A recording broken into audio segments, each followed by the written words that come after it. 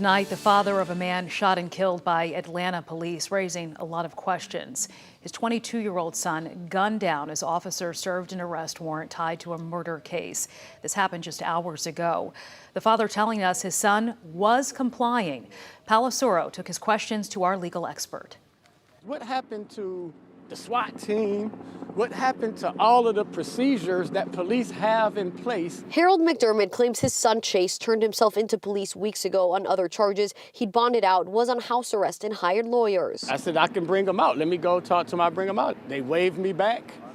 And then when I turned around, I heard 2 gunshots. Might have saved a life here, but at the end of the day, the officer can execute that arrest warrant any way the officer chooses. 11 Alive legal analyst Paige Pate says how a warrant is executed is in part up to the officer and the suspect's criminal background. A lot will depend on their impression of the person. Do they have a lengthy criminal history? Do they have a history of violent crimes?